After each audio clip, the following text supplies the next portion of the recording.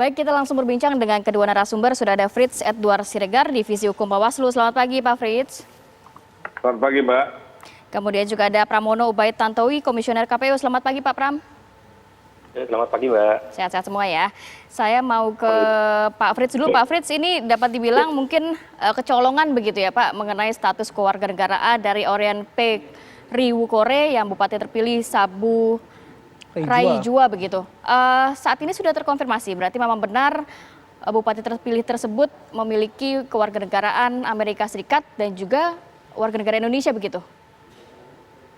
Iya, jadi memang Mbak terkait dengan kasus Pak Orien ini kan telah dilakukan pengawasan oleh Bawaslu sejak tanggal 5 September 2020 yang lalu. Di mana berbagai surat telah kami kirimkan kepada kantor imigrasi NTT, kemudian dibalas benar bahwa dia adalah warga negara Indonesia, tapi kemudian surat tersebut dicabut kembali oleh kantor imigrasi NTT, dan sejak saat itu kami juga telah mengirimkan surat kepada kantor Dirjen AHU, kemudian telah melakukan koordinasi juga dengan Direktorat Lalu Lintas Imigrasi. Jadi berbagai surat yang kami kirimkan sejak mulai bulan September, Oktober, November itu tidak mendapat balasan. Nah, memang ada surat kami kepada Kedutaan Amerika Serikat pada tanggal 10 September, belum ada balasan. Baru surat pada tanggal 15 September, itulah kemudian baru kami dapatkan balasannya pada tanggal 1 Februari 2021 kemarin. Terkait dengan koordinasi dengan KPU Sabu Raijua, memang pada saat itu setelah surat yang dikirimkan oleh Bawaslu kepada KPU, kemudian KPU bersama-sama dengan Bawaslu melakukan klarifikasi ke kantor Dukcapil Kota Kupang. Dan kemudian disitulah ditemukan bahwa memang benar Pak Orien memiliki KTP untuk Kota Kupang. Tapi itu adalah peristiwa pada bulan September. Dan baru pada tanggal 1 Februari kita mendapatkan kabar bahwa beliau adalah warga negara Amerika Serikat. Ya, Pak Frits. Itu masih dalam bentuk soft file. Jadi kami sudah berkoordinasi dengan Kedutaan Amerika Serikat melalui Kementerian Luar Negeri.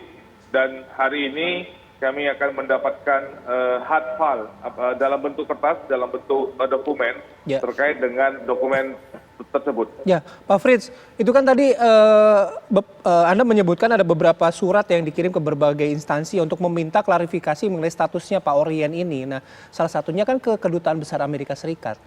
Dasarnya apa waktu itu Bawaslu meminta klarifikasi dari Kedubes Amerika Serikat? Apakah ini menjadi mekanisme yang wajar dalam setiap pilkada atau tertentu saja kepada Pak Orien ini? Ya, jadi Mas, kalau dalam proses pencalonan, Bawaslu itu melakukan fungsi pengawasan baik untuk syarat calon ataupun syarat pencalonan. Dan mengenai isu mengenai kewarganegaraan, ini telah menjadi isu yang hangat sebelum proses pencalonan itu terjadi. Jadi, dan itu juga terjadi misalnya Bawaslu melakukan klarifikasi, misalnya ada dugaan mengenai ijazah palsu, atau misalnya mengenai status di mana dia sekolah, baik untuk di SMA-nya atau di kuliahnya. Bawaslu melakukan klarifikasi dan mengirimkan surat kepada lembaga-lembaga yang berwenang. Itu bagian daripada fungsi pengawasan. Isu yang muncul itu soal status kewarganegaraan, apakah didapatkan pada saat itu oleh Bawaslu dari laporan masyarakat atau dari mana, Pak Frits? Ya, memang laporan masyarakat ada, dan juga isu yang berkembang di masyarakat di Kabupaten Sabu Raijua juga itu ada.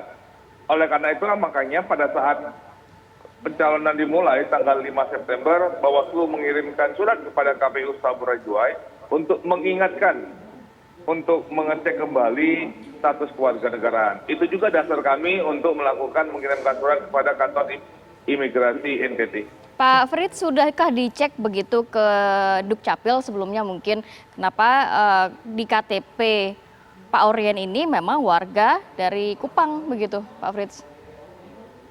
Ya, jadi pasca dari surat Bawaslu kepada KPU tanggal 10 September, jadi tanggal 16 September itu KPU dan Bawaslu bersama-sama melakukan klarifikasi ke kantor Kupang, ke kantor Dukcapil Kupang.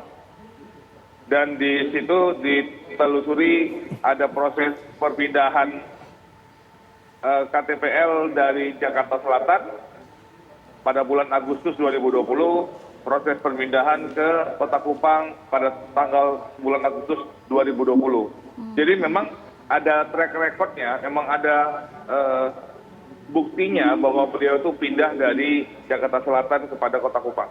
Oke, baik. Saya mau ke Pak Pram. Pak Pram, kalau dari KPU ini kan juga menjadi bagian verifikasi data ya ketika ketika proses pencalonan. Nah, waktu itu ceritanya gimana kalau dari KPU, Pak?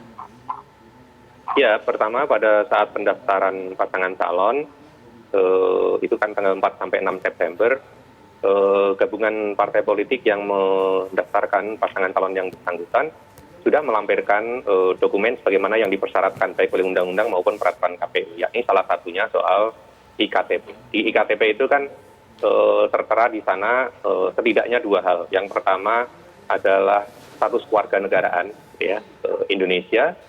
Yang bersangkutan IKTP-nya jelas berstatus warga negara Indonesia dan beralamat di Kota Kupang. Yang kedua, tanggal lahir yang di situ berarti menunjukkan umur. Jadi usia sudah memenuhi syarat.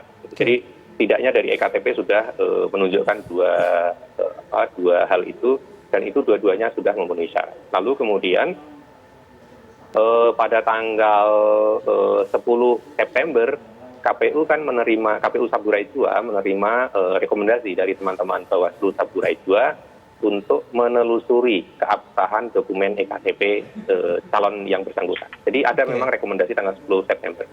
Itu Bawaslu ke KPU Saburai Jua. Nah, berdasarkan rekomendasi itulah kemudian pada tanggal 16 September KPU Saburai Jua melakukan klarifikasi kepada Kepala Disdukcapil Kota Kupang, karena alamat calon yang bersangkutan kan Kota Kupang, bukan Saburai Jua ya, jadi Kota Kupang. Karena itu teman-teman KPU Saburai Jua melakukan klarifikasi ke Kepala Disdukcapil Kota Kupang. Nah, dari klarifikasi itu kita menuangkan di dalam berita acara, memang dinyatakan oleh Kepala Disdukcapil bahwa yang bersangkutan adalah berstatus WNI dan beralamat di Kota Kupang itu. Jadi pada saat itu nggak ada isu soal kewarganegaraan ketika sudah klarifikasi gitu, Pak ya? Yang pertama tentu kan informasi soal kepastian status warganegaraan yang bersangkutan ternyata punya status warganegaraan Amerika Serikat itu kan baru tanggal 1 Februari ini gitu. Jadi sebelumnya memang teman-teman Bawaslu yang mendapatkan informasi, mungkin rumor isu di wilayah tempat, tetapi kan kita harus melakukan klarifikasi kepada institusi-institusi yang memang punya kewenangan mengurus soal itu. Kalau soal EKTP gitu ya, karena di sana menunjukkan kewarganegaraan, tanggal lahir dan seterusnya, maka klarifikasinya adalah kepada instansi pemerintah yang mengurusi data kependudukan, yakni Disdukcapil dalam konteks ini. Jadi dalam konteks itu apa yang dilakukan oleh teman-teman KPU Saburai Jua sudah tepat, dan apa yang dikerjakan oleh teman-teman Bawaslu Saburai Jua sampai sejauh itu juga sudah sangat baik. Oke, baik. Oke, dengan kondisi kayak gini, Pak, berarti apa mungkin langkah yang bisa diambil? Karena kita melihat kan statusnya gimana nanti ya? Apakah misalnya bisa tidak jadi dilantik, ataukah mungkin setelah dilantik harus mengundurkan diri, atau seperti apa? Nanti kita akan sambung lagi ya Pak ya di segmen berikutnya. Tetap bersama kami di Apa Kabar Indonesia Pagi.